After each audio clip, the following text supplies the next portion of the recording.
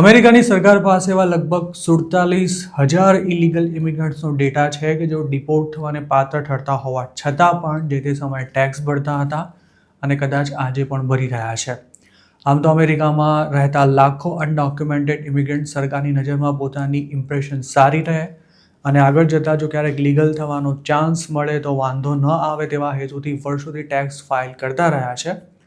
પણ હાલના દિવસોમાં જેમનો કોઈ ક્રિમિનલ રેકોર્ડ નથી તેવા લોકોને પણ આઈસ દ્વારા અરેસ્ટ તેમજ ડિપોર્ટ કરવામાં આવી રહ્યા છે. તેવામાં એવો સવાલ થવો સ્વાભાવિક છે કે જો તમે ટેક્સ પે કરતા હો તો ડિપોર્ટેશન સામે કોઈ પ્રકારનું પ્રોટેક્શન મળી શકે ખરું? એક્સપર્ટ્સ માનીએ તો ટેક્સ પે કરવાથી અમેરિકામાં રહેવા મળશે તેવી કોઈ જ પ્રકારની ગેરંટી નથી મળતી. છેલ્લા સવા વર્ષમાં અમેરિકાથી જે ગુજરાતીઓ ડિપોર્ટ થયા છે તેમાંના ઘણા પોતાની પ્રોફાઇલ મજબૂત બનાવવા માટે ટેક્સ પે કરતા હતા, પણ આઈસના હાથમાં આવતા જ તેમનું પિક્ચર પૂરું થઈ ગયું હતું. અધૂરામાં પૂરું ટર્મ સરકારે આઈઆરએસ પાસેથી એલિયન્સનો ડેટા લેવાનું શરૂ કરતા હવે લોકો ટેક્સ ભરવામાં અચકાઈ રહ્યા છે.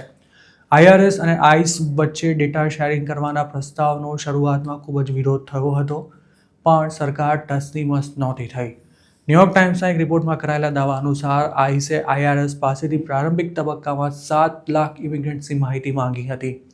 આ મામલો કોર્ટમાં જતા આ ડેટા શેરિંગ પર પણ રોક લગાવી દેવામાં આવી હતી, પણ ત્યાર સુધીમાં આઈસે આઈઆરએસ પાસેથી 1.3 મિલિયન ઇમિગ્રન્ટ્સના એડ્રેસનો ડેટા માંગ્યો હોવાના દાવા કરાઈ રહ્યા છે, જેમાંથી 47,000 લોકોની માહિતી શેર પણ કરી દેવાઈ હતી. મતલબ કે આ 47,000 લોકો હાલ આઈસના રડારમાં છે અને તેમના લેટેસ્ટ એડ્રેસની માહિતી પણ એજન્સી પાસે આવી ચૂકી છે. અમેરિકામાં જેમની પાસે વર્ક પરમિટ કે સોશિયલ સિક્યોરિટી નંબર નથી તેવા લોકો પણ individual tax payer identification number એટલે કે ITIN મેળવી ટેક્સ ફાઇલ કરી શકે છે. પણ ઘણા એલિયન્સ એવું માનવા લાગ્યા છે કે હવે ટેક્સ પે કરવો મતલબ સામે ચાલીને ડિપોર્ટેશનને નોતરું આપવા બરાબર છે, કારણ કે સરકાર તેમના ઘર સુધી ગમે ત્યારે પહોંચી શકે છે. ખાસ વાત એ છે કે કોર્ટે ટેક્સ પેયર્સનો ડેટા આઈસ સાથે શેર કરવા પર રોક લગાવી દીધી હોવા છતાં પણ ઇમિગ્રન્ટ્સ ડોનાલ્ડ ટ્રમ્પ પર વિશ્વાસ કરવા તૈયાર નથી. આઈઆરએસ એટલે કે ઇન્ટરનલ રેવન્યુ સર્વિસ વર્ષોથી અનડોક્યુમેન્ટેડ ટેક્સ પેયર્સને રિટર્ન ફાઇલ કરવા માટે પ્રોત્સાહિત કરતી રહી છે. આઈઆરએસ અને આઈસ વચ્ચે ડેટા શેરિંગનું અગ્રીમેન્ટ થયું તે પહેલાં દર વર્ષે ઇલીગલ ઇમિગ્રન્ટ્સ $60 બિલિયન જેટલો ટેક્સ પે કરતા હતા, જેમાંનો મોટાભાગનો હિસ્સો સોશિયલ સિક્યોરિટી અને મેડિકેરમાં જતો હતો, જેનો લાભ આ ટેક્સ પેયરને મળતો જ નહોતો. આઈઆરએસ ટેક્સ પેયર્સનો ડેટા સરકારની બીજી કોઈ પણ એજન્સી સાથે શેર ન કરતી હોવાથી અત્યાર સુધી ઇલીગલ ઇમિગ્રન્ટ્સને પણ તેના પર વિશ્વાસ હતો, પણ ટ્રમ્પના પ્રેસિડેન્ટ બન્યા પછી બધું જ બદલાઈ ગયું છે. જેમની પાસે વર્ક પરમિટ છે તેવા ઇલીગલ એલિયન્સ પણ અત્યાર સુધી વ્હાઇટમાં સેલરી લઈ તેના પર ટેક્સ પે કરતા હતા, પણ હવે આવા લોકો કેશમાં જોબ કરતા થઈ જાય તેવી પણ શક્યતા છે. યુએસમાં રહેતા જે અનડોક્યુમેન્ટેડ ઇમિગ્રન્ટ્સ જોબ નથી કરતા અને નાના મોટા કામ કરીને પૈસા કમાય છે તેવા લોકો પણ હવે ટેક્સ ભરવાનું બંધ કરી શકે છે. યેલ બજેટ લેબ નામની એક રિસર્ચ સેન્ટરનું કહેવું છે કે ઇલીગલ ઇમિગ્રન્ટ્સના ટેક્સ ન ભરવાથી ફેડરલ ગવર્મેન્ટને આગામી 10 વર્ષમાં $300 બિલિયન જેટલી આવક ગુમાવવી પડી શકે છે. અમેરિકામાં ટેક્સ ફાઇલ કરવાની છેલ્લી તારીખ એપ્રિલ 15 હોય છે, જે પસાર થઈ ચૂકી છે. એવું મનાઈ રહ્યું છે કે ડિપોર્ટેશનના ડરને કારણે મિલિયન્સ ઓફ અનડોક્યુમેન્ટેડ લોકોએ આ વર્ષે ટેક્સ ભરવાનું ટાળ્યું છે. ટેક્સ રિટર્ન ફાઇલ કરવામાં મદદ કરતા ઓર્ગેનાઇઝેશન્સનું પણ કહેવું છે કે ટેક્સ ભરનારા અનડોક્યુમેન્ટેડ લોકોની સંખ્યા ઘટી રહી છે. આમ તો 2025માં જ આઈસ અને આઈઆરએસ વચ્ચે કરાર થયો તે પહેલાં પણ ટેક્સ પે કરનારા ઇમિગ્રન્ટ્સની સંખ્યા ઘટી હતી, જેમાં કોર્ટનો સ્ટે આવી ગયા બાદ પણ કોઈ વધારો નથી થયો.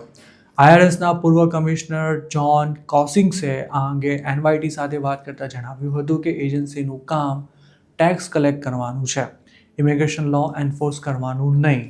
જો ઇમિગ્રન્ટ્સને લાગશે કે તેમનો ડેટા શેર થઈ રહ્યો છે તો તેઓ ટેક્સ ભરવાનું જ બંધ કરી દેશે.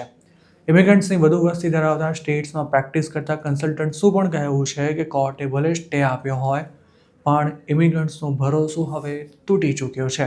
2023ની સ્થિતિએ અમેરિકામાં 14 મિલિયન ઇલીગલ ઇમિગ્રન્ટ્સ રહેતા હતા, જેમાંથી 70% નોકરી ધંધો કરતા હતા અને ઘણા ખરા ટેક્સ પણ પે કરતા હતા.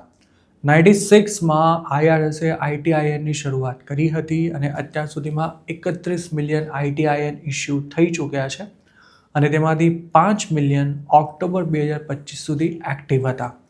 IRSના ડેટા અનુસાર 2022માં 3.8 મિલિયન ટેક્સ રિટર્ન ફાઇલ થયા હતા, જેમાં કમસે કમ એક ITINનો ઉપયોગ કરાયો હતો અને તેના દ્વારા $17 બિલિયન ટેક્સ પે કરવામાં આવ્યો હતો, જે દર્શાવે છે કે SSN ન હોય તેવા લોકો પણ મોટી સંખ્યામાં ટેક્સ પે કરતા હતા. જોકે ITIN ધરાવતા અમુક લોકો ફોરેન સ્ટુડન્ટ્સ અથવા તો નોન સિટીઝન્સ પણ હોઈ શકે છે. આ ઉપરાંત બીજા કોઈના SSN પર જોબ કરતા ઇમિગ્રન્ટ્સની સંખ્યા પણ ઘણી મોટી છે. આવા લોકોએ ITIN દ્વારા ટેક્સ પે કરતા હોય છે. જો ટેક્સની રકમ વધારે હોય તો આવા વર્કર્સ રિફંડ પણ મેળવી શકે છે, પણ હવે તેમને આ રિફંડ ગુમાવવું પડશે. છેલ્લે અમેરિકાએ 1986માં અનડોક્યુમેન્ટેડ લોકોને અમુક શરતો સાથે લીગલ થવાનો ચાન્સ આપ્યો હતો, જેના માટે તેમને પોતે અમુક વર્ષોથી યુએસમાં રહે છે અને કામ કરે છે તેવું સાબિત કરવાનું હતું. આ સાબિતી માટે ટેક્સ રિટર્ન મહત્વનો પુરાવો હતો. ત્યારથી જ અનડોક્યુમેન્ટેડ લોકો એવું માનતા રહ્યા છે કે જો પોતે નિયમિત રિટર્ન ફાઇલ કરશે તો ભવિષ્યમાં ક્યારેક લીગલ થવાનો ચાન્સ મળશે.